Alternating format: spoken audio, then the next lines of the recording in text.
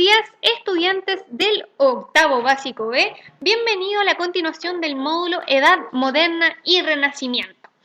En esta nueva etapa, en este nuevo capítulo, nos vamos a concentrar en un episodio bastante interesante y polémico en torno a la Iglesia Católica.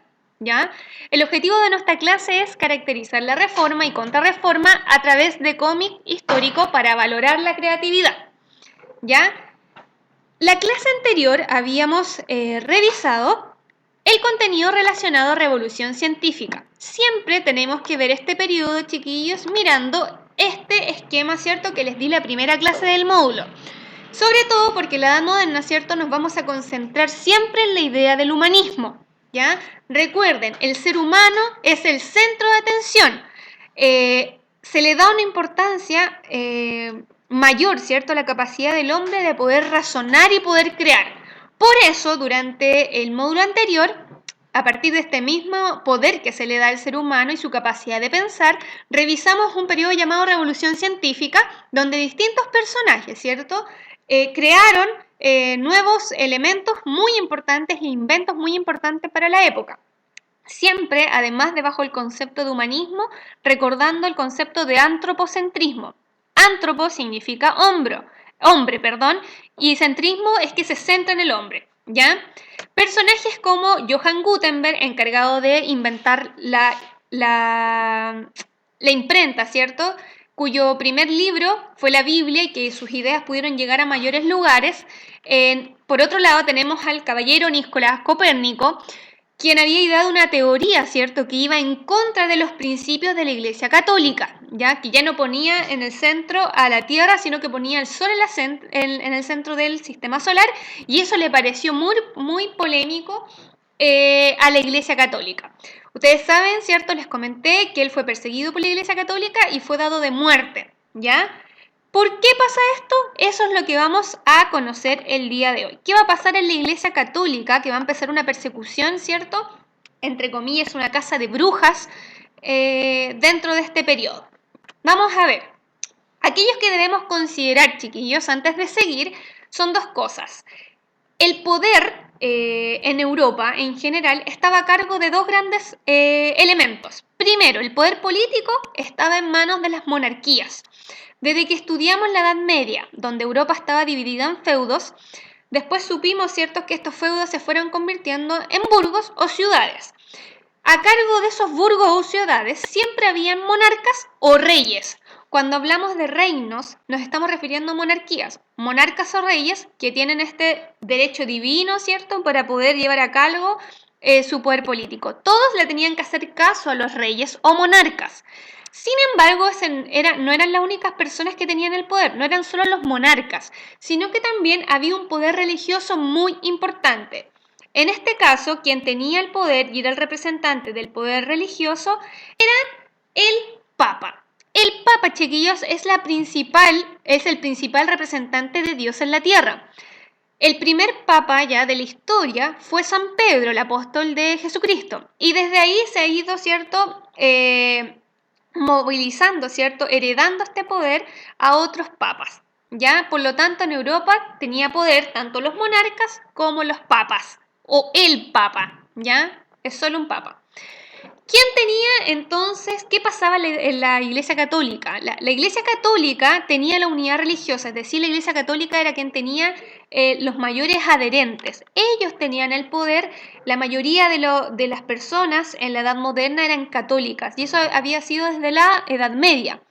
Sin embargo, esta unidad, ¿ya?, no se va a perpetuar por mucho tiempo, no se va a mantener, porque va a haber una ruptura de esta unidad religiosa.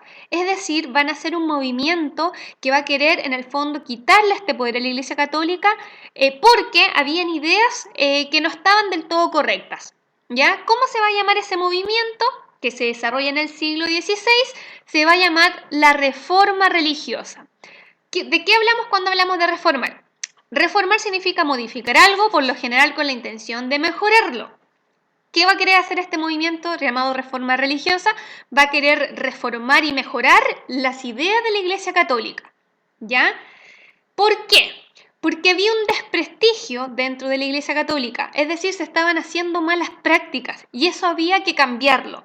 había movimientos internos de las iglesias y hay un aumento del poder del rey, ¿ya? Es decir, que el objetivo de esto es quizás quitarle un poco de poder a la Iglesia Católica y dárselo mejor a los reyes. También hay un conflicto de poder. ¿En qué va a derivar este movimiento, chiquillos? Esta ruptura, este movimiento de la reforma religiosa que quería cambiar las ideas de la Iglesia Católica para mejorarlas, entre comillas, va a derivar en el surgimiento de distintas iglesias cristianas. Por ejemplo, ustedes me preguntarán, ¿por qué tenemos que estudiar esto? Porque gracias a este proceso, el día de hoy no solamente existe la Iglesia Católica, sino que hay una iglesia evangélica, iglesias luteranas, iglesias pentecostales, metodistas, etc. ¿Ya? Y todas estas iglesias, ¿cierto?, se extienden en Europa y el resto del mundo. Por eso hoy día usted conoce no solo una iglesia, sino que varios tipos de iglesias. ¿Ya? ¿Quién va a ser el protagonista de esta reforma religiosa? Les presento al señor Martín Lutero. ¿Ya? Él va a ser el principal representante de este movimiento. Y miren las ideas que tenía Martín Lutero. Por cierto, nos dice, no creo en el poder del Papa, ni de los santos, ni en la Virgen. Imagínense lo que significó para la Iglesia Católica. O sea, Martín Lutero nos dice, no, el Papa no es representante de Dios, ¿ya? La Virgen no es alguien al que tenemos que rezar ni darle alevosía, ¿cierto? Y los santos menos. ¿Qué nos dice Martín Lutero?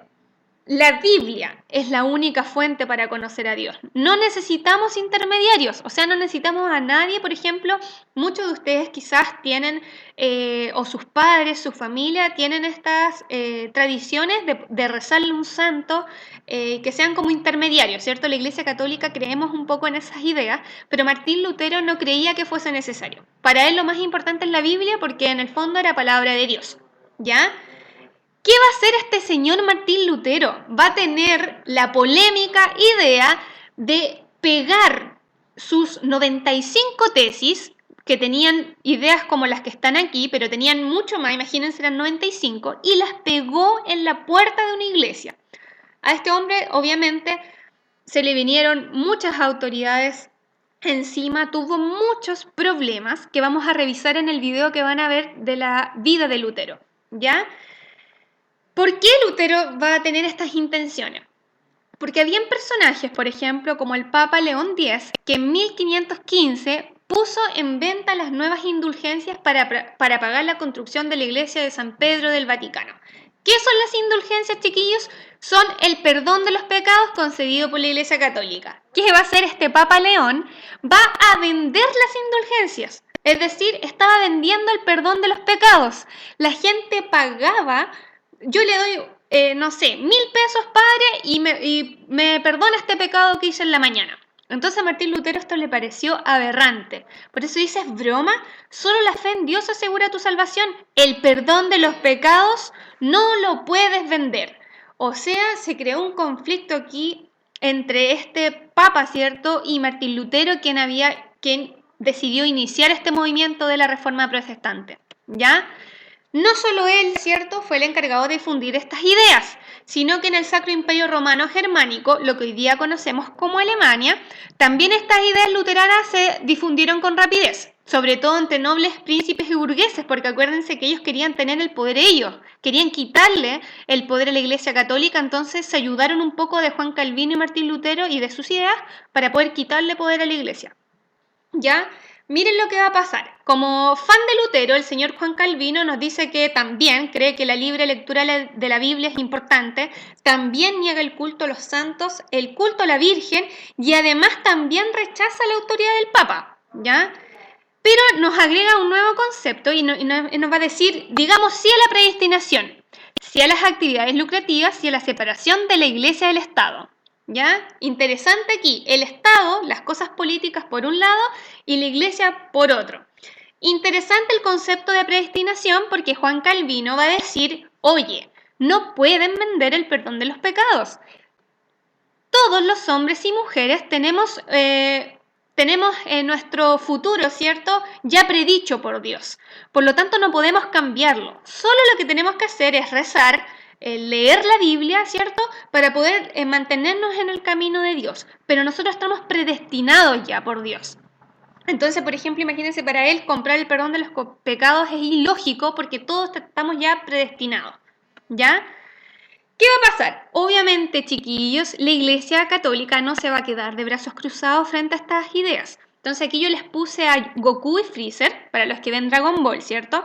Tenemos la reforma de la Iglesia, estas ideas de Martín Lutero y Juan Calvino, y la contrarreforma que va a ser llevado por la Iglesia Católica, que se va a defender, ¿ya?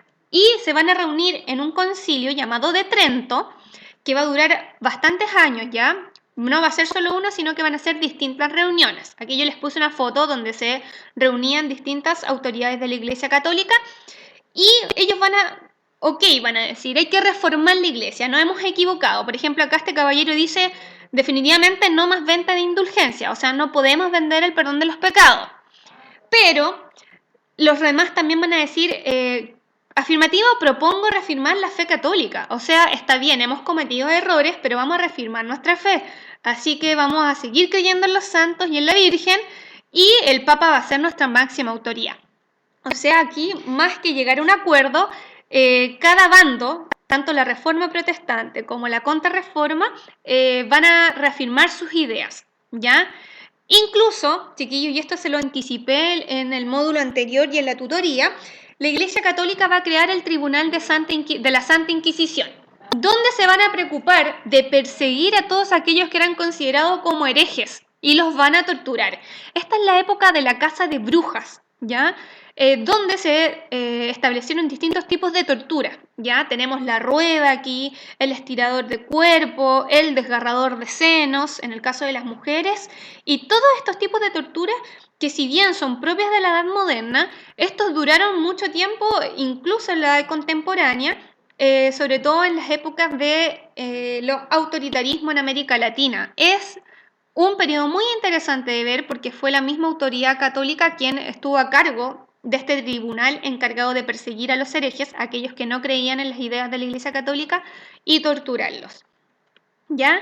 ¿Cómo podemos relacionar entonces este contenido con el módulo anterior, chiquillos?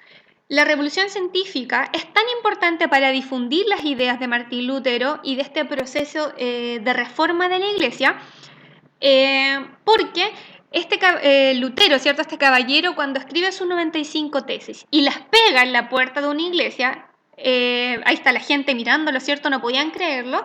Él tuvo que imprimir sus 95 tesis gracias a, ¿qué inventó? La imprenta, ¿ya? Entonces sus ideas también llegaron a todo el mundo gracias a este invento. Lutero no podría haber dado a conocer sus ideas si no existiera la imprenta. Como ven aquí, utilizó la imprenta entonces y muchas veces, ¿cierto? Él en una especie de símbolo quemaba documentos oficiales de la iglesia, a él se le persiguió mucho. Y bueno, aquí ustedes en la siguiente tarea que tienen que hacer es ver el video de su vida. Yo no le voy a tratar de no spoilear tanto para que puedan verlo. Es un video muy interesante, ya muy didáctico, para que puedan ver la vida de Martín Lutero y conozcan los secretos también que tuvo para poder difundir sus ideas. Lo importante de esta clase, chiquillos, es que conozcan la vida de Martín Lutero y además las características de este periodo, ¿ya? Importante saber cuáles son las ideas de Martín Lutero, cuáles son las ideas de Juan Calvino y sobre todo esto, el proceso de contrarreforma donde la iglesia quiso defenderse. ¿Ah? Eso, chiquillos, los invito a ir a hacer su cómic, a disfrutarlo. Disfruten también el video de Martín Lutero que se los voy a dejar adjunto. Importante que lo vean con detenimiento, es muy entretenido. Y nos vemos en la próxima tutoría y en el próximo módulo. Un abrazo afectuoso para todos ustedes y nos vemos en la siguiente ocasión.